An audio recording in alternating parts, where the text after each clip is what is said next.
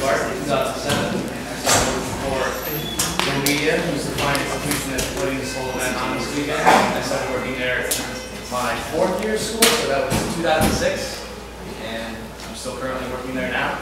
I've done a ton of freelance illustration, design, throughout, maybe like over the last 9 years, maybe I'm kind of old, but I'm 26. And yeah, man, I'm going to work at the My name is Sechrist, aka Okpants. Better known my friends as Pants, so for a brand new person, that's a terrible start. I graduated from the Institute of Art like this guy in 2002. I went on to work a bunch of media jobs in the local newspaper industry, making ads for hookers. I mean, escorts in the bathroom paper. I paid a lot of dues. I did a lot of things I didn't want to do, and now I do pretty much anything I want. Which is not to say I own a nice car, but that's our story. We're here to do nothing more than talk about how we got here, where we are, and how we're going to get to where we want to go. A lot of mistakes going to be coming into play, a lot of folly, and hopefully you can learn something from it. Yeah. Well, I guess like you said, you start off paying some dues, doing some things that you don't really want to do, but you learn from these things, and then you sort of build up yourself over time. Then you can move on to do some things that you actually want to do, and turn down the things that you don't want to do. For example, starting off doing Flash website for me was something that I started out doing when I was in school. Personally, I hate Flash now. I don't ever touch the stuff.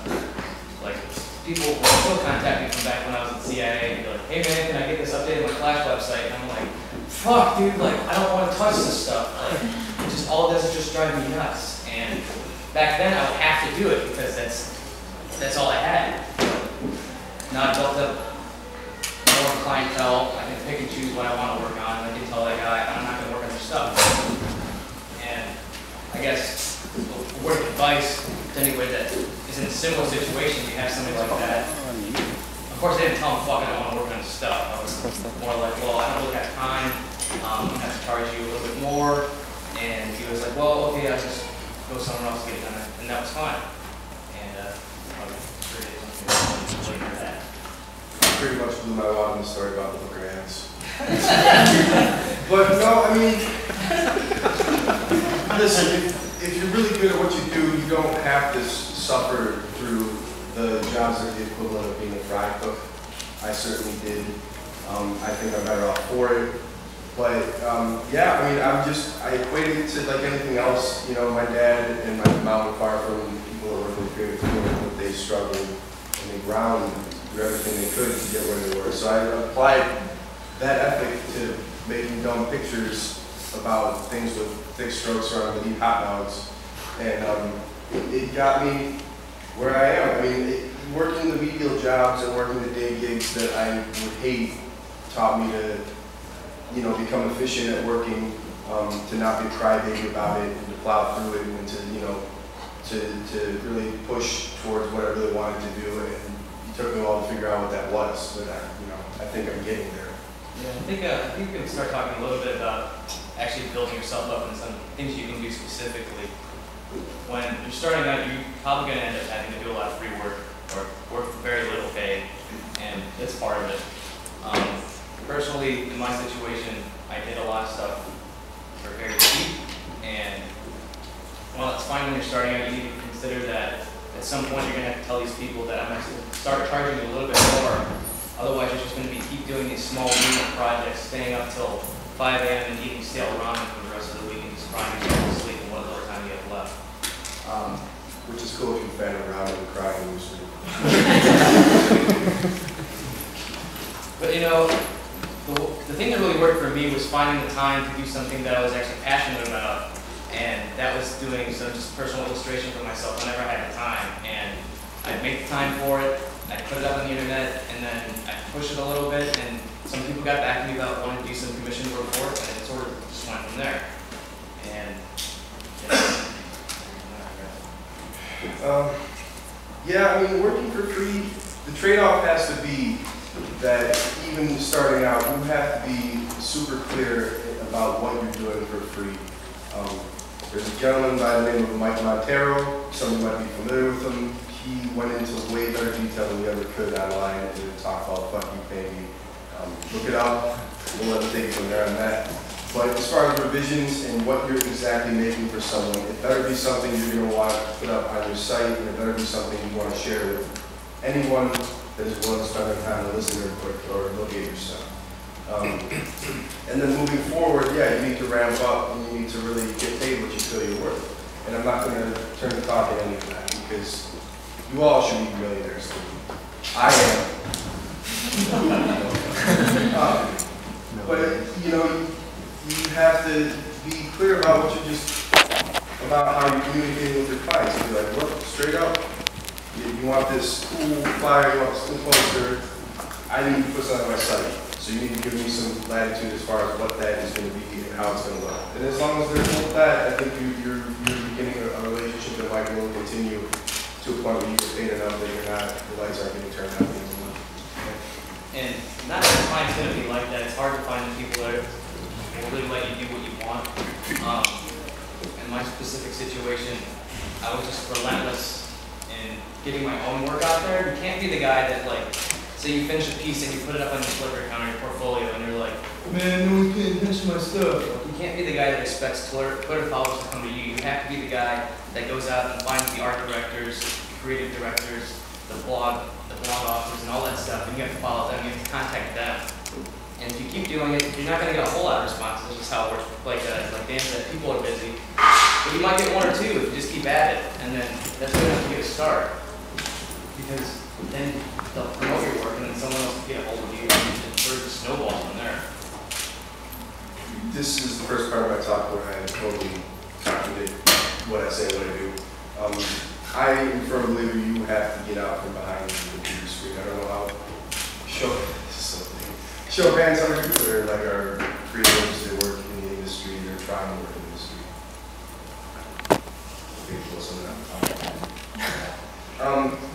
You gotta go meet people face to face. You gotta pick up a telephone. You can't rely on your Twitter feed. A lot to what Oliver spoke about.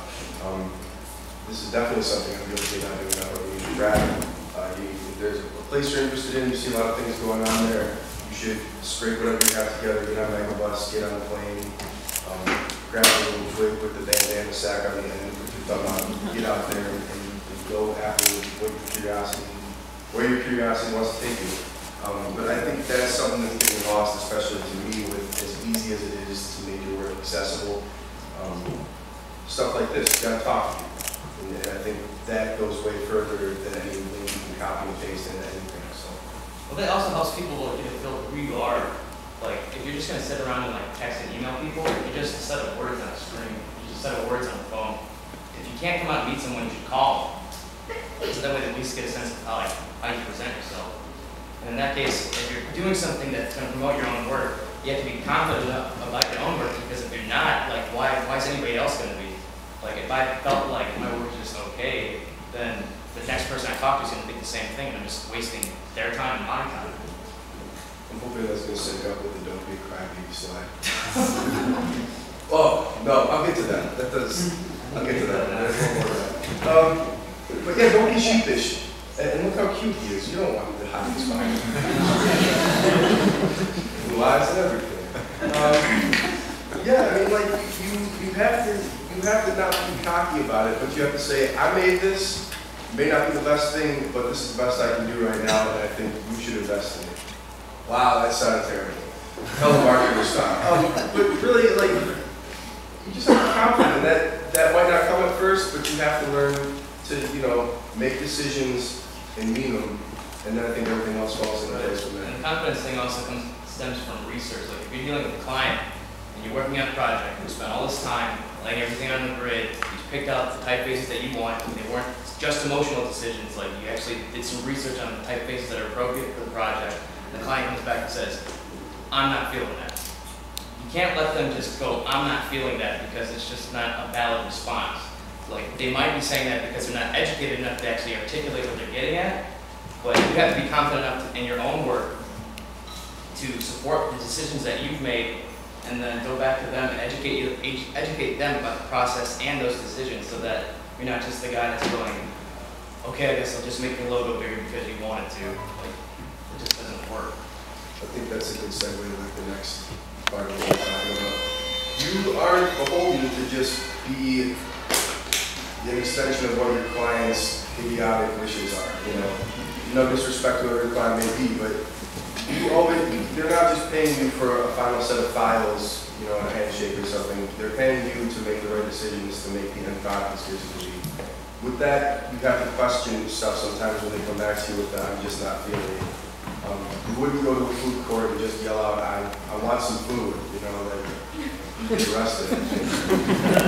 The same goes, people can't look at your work and say, oh, just do whatever you feel, but I'm not feeling this. That's where you really have to kind of try to steer the project in a positive direction. Not for your ego, not for, you know, because you're so awesome, but because the goal is about two people working together to make the best possible thing.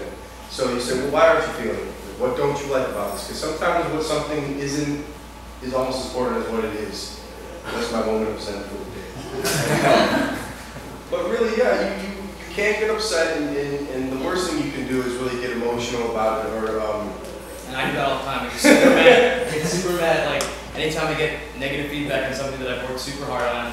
I mean, it's a natural thing, but you can't be the guy that just fires an email back like, well, fuck you if you don't like it. Like, it's just not how it works. I would personally love to see that email. I did it once when I was starting out, and the client actually thought it was really funny, but I didn't get paid.